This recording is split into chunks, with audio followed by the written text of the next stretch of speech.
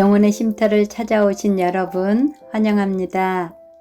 오늘은 마가복음 1장 2장을 읽겠습니다.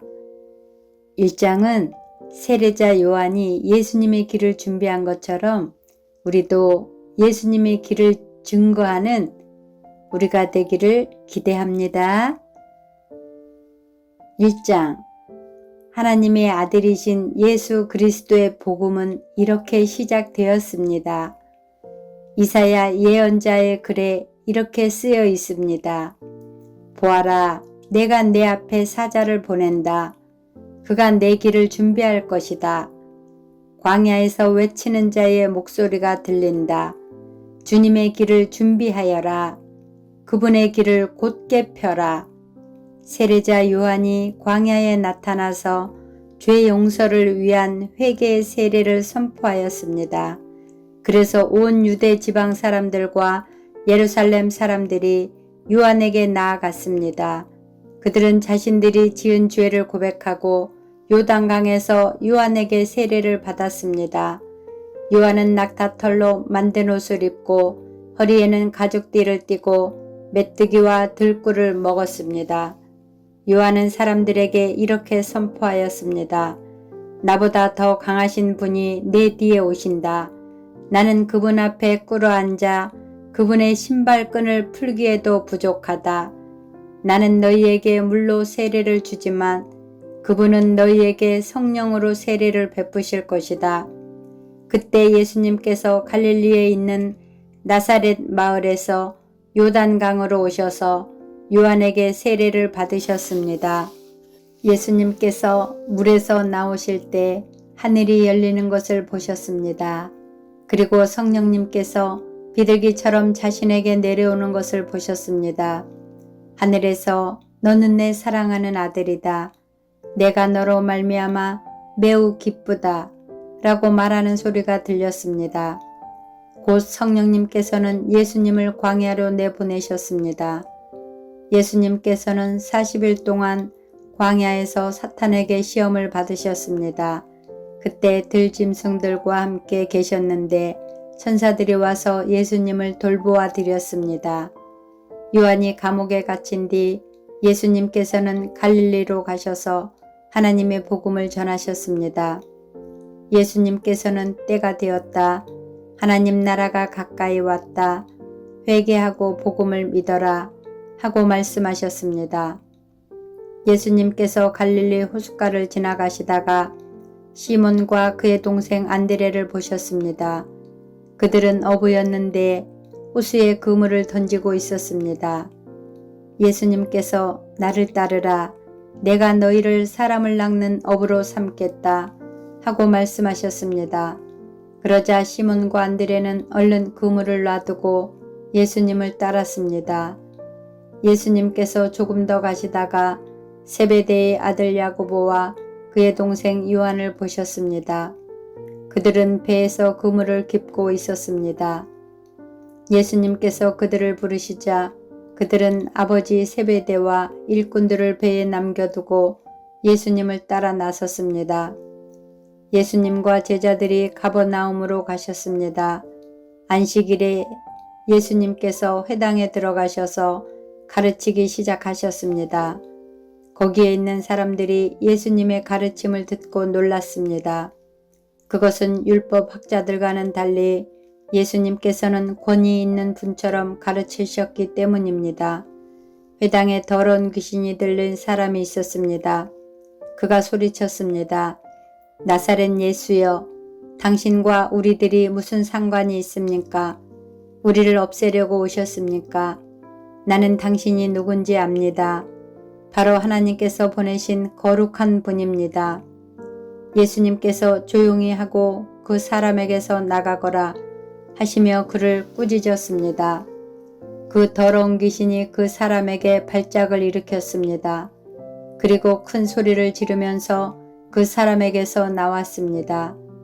사람들은 모두 놀라서 이게 어찌 된 일이냐? 이것은 권위가 있는 새로운 교훈이다. 저 사람이 더러운 귀신에게 명령을 하니 그것들이 복종하는구나 라고 하며 자기들끼리 서로 물었습니다. 그래서 예수님에 대한 소문이 갈릴리 모든 곳으로 빠르게 퍼져나갔습니다. 예수님과 제자들이 회당에서 나온 뒤에 곧바로 야고보, 요한과 함께 시몬과 안드레의 집으로 갔습니다. 시몬의 장모가 열이 나서 누워 있었습니다. 사람들이 바로 이 사실을 예수님께 말씀드렸습니다. 예수님께서 시몬의 장모에게로 가서 손을 잡고 일으켜 세우셨습니다. 그러자 바로 열이 내렸습니다. 시몬의 장모는 예수님을 섬겼습니다. 그날 저녁 해가 지자 사람들이 모든 병든 사람과 귀신 들린 사람들을 예수님께 데리고 왔습니다. 온 마을 사람들이 문 앞에 모여 들었습니다. 예수님께서는 온갖 환자들을 다 고쳐주셨습니다. 그리고 많은 귀신들을 내쫓으셨습니다. 예수님께서는 귀신들에게 아무런 말도 하지 못하도록 하셨습니다. 그것은 그들이 예수님이 누구신지 알고 있었기 때문이었습니다. 어둠이 채 가시지 않은 아침에 예수님께서 일어나셨습니다. 그리고 조용한 곳으로 가셔서 기도하셨습니다. 시몬과 그의 친구들이 예수님을 찾으러 왔습니다. 그들은 예수님을 찾자 모든 사람들이 선생님을 찾고 있습니다. 라고 말했습니다. 예수님께서 대답하셨습니다. 근처에 있는 다른 마을로 가자. 거기서도 내가 전도할 것이다. 내가 바로 그것을 위해서 왔다. 예수님께서는 갈릴리 모든 곳을 다니셨습니다. 회당에서 말씀을 전하시고 귀신들을 내쫓으셨습니다. 어떤 문둥병 환자가 예수님께 와서 무릎을 꿇고 간청했습니다. 선생님께서 원하시면 저를 깨끗하게 하실 수 있습니다. 예수님께서 그 사람을 불쌍히 보셨습니다. 그래서 손을 내밀어 그를 만지시며 말씀하셨습니다. 내가 원하니 깨끗해져라. 그러자 바로 문둥병이 떠나고 그가 나았습니다. 예수님께서 그에게 단단히 이르시고 보내셨습니다. 아무에게도 이 일을 말하지 마라. 다만 가서 제사장에게 내 몸을 보여주어라. 그리고 내가 깨끗해진 것에 대하여 모세가 명령한 예물을 드려서 사람들에게 증거로 삼아라. 그러나 그 사람은 가서 이 사실을 주저하지 않고 말하여 소문을 냈습니다. 그래서 예수님께서는 마을에 드러나게 들어가실 수 없을 정도가 되었습니다. 예수님께서는 사람이 없는 곳에 머무셨습니다. 그래도 사람들은 예수님이 계신 곳이라면 어디든지 상관하지 않고 사방에서 몰려들었습니다. 2장 며칠 뒤에 예수님께서 가버나움으로 돌아오셨습니다. 예수님께서 집에 계시다는 소문이 퍼졌습니다. 그러자 많은 사람들이 모여들어 가득 찼습니다. 심지어 문 밖에도 서 있을 곳이 없었습니다. 예수님께서 그들에게 말씀하셨습니다. 4명의 사람들이 예수님께 중풍병 환자를 데리고 왔습니다. 이들은 사람들 때문에 예수님께 들어갈 수가 없었습니다. 그래서 예수님이 계신 곳에 지붕을 뜯어 냈습니다. 이들은 뚫어낸 구멍으로 중풍병 환자가 누워있는 침상을 아래로 내렸습니다. 예수님께서 이 사람들의 믿음을 보시고 중풍병 환자에게 말씀하셨습니다. 아들아, 내 죄가 용서되었다. 마침 거기에 율법학자 몇 명이 앉아 있었는데 마음속으로 생각했습니다. 어떻게 이 사람이 저런 말을 하는가? 하나님을 모독하고 있구나. 하나님 외에 누가 죄를 용서할 수 있다는 말인가? 예수님께서는 이 율법학자들이 속으로 생각하는 것을 곧 영으로 아셨습니다. 그래서 그들에게 말씀하셨습니다. 어째서 너희가 마음속으로 그런 생각을 하고 있느냐? 이 중풍병 환자에게 내 죄가 용서되었다 라고 말하는 것과 일어나서 침상을 가지고 걸어라 하고 말하는 것 중에 어느 것이 더 쉽겠느냐? 그러나 인자가 세상에서 죄를 용서할 수 있는 권세가 있다는 것을 너희에게 보여주려고 그랬다. 예수님께서 중풍병 환자에게 말씀하셨습니다. 내가 네게 말한다. 일어나 침상을 가지고 집으로 가거라. 중풍병자는 일어나 침상을 들고 모든 사람이 보는 앞에서 걸어갔습니다.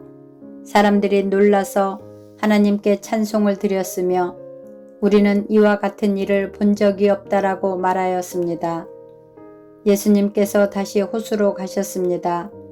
많은 사람들이 예수님께 나아왔고 예수님께서는 그들을 가르치셨습니다. 예수님께서 호숫가를 걸으시다가 알페오의 아들 레위가 세관에 앉아 있는 것을 보셨습니다. 예수님께서 그에게 말씀하셨습니다. 나를 따라오너라. 그러자 레위는 일어나서 예수님을 따랐습니다. 예수님께서 레위의 집에서 식사를 하고 계실 때였습니다. 여러 세리들과 죄인들이 예수님과 그 제자들과 함께 식사를 하고 있었습니다. 왜냐하면 이런 사람들이 예수님을 많이 따랐기 때문입니다. 바리새파 율법학자들이 예수님께서 세리들과 죄인들과 함께 식사하는 것을 보고 제자들에게 물었습니다. 어째서 너희 선생님은 세리와 죄인들과 먹고 마시느냐? 예수님께서 이 말을 들으시고 그들에게 말씀하셨습니다. 건강한 사람에게는 의사가 필요 없고 병든 사람에게 의사가 필요한 것이다. 나는 의로운 사람을 부르러 온 것이 아니고 죄인들을 부르러 왔다. 요한의 제자들과 바리새파 사람들은 금식을 하였습니다. 사람들이 와서 말했습니다. 요한의 제자들과 바리새파 사람의 제자들은 금식을 하는데 어째서 선생님의 제자들은 금식을 하지 않습니까? 예수님께서 대답하셨습니다. 신랑의 친구들이 신랑과 함께 있을 때 금식을 하지 않는다. 그렇지 않느냐? 신랑이 자기들과 함께 있는 한 그들은 금식하지 않는다. 그러나 신랑을 빼앗길 날이 올 것이고 그날에 금식을 하게 될 것이다. 그 누구도 낡은 옷에 새 천조각을 대고 깁지 않는다. 만일 그렇게 하면 새로 된 조각이 낡은 옷을 당겨 더욱 못쓰게 될 것이다. 또한 그 누구도 낡은 술 부대에 새 술을 보관하지 않는다. 만일 그렇게 하면 술이 그 부대를 터뜨려 술과 함께 술 부대가 다 못쓰게 될 것이다. 새 술은 새 부대에 넣어야 한다. 안식일에 예수님께서 밀밭 사이를 지나가실 때였습니다. 제자들이 길을 내면서 밀 이삭을 잘랐습니다. 바리새파 사람들이 예수님께 말했습니다. 보십시오. 어째서 선생님의 제자들은 안식일에 율법을 어깁니까? 예수님께서 대답하셨습니다.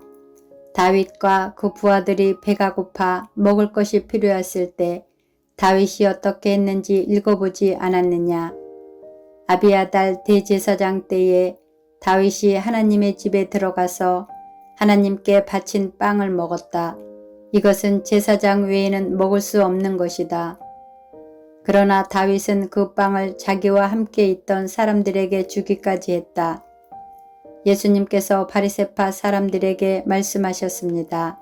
안식일은 사람을 위해 생긴 것이지 사람이 안식일을 위해 생긴 것이 아니다. 그러므로 인자가 안식일의 주인이다. 아멘.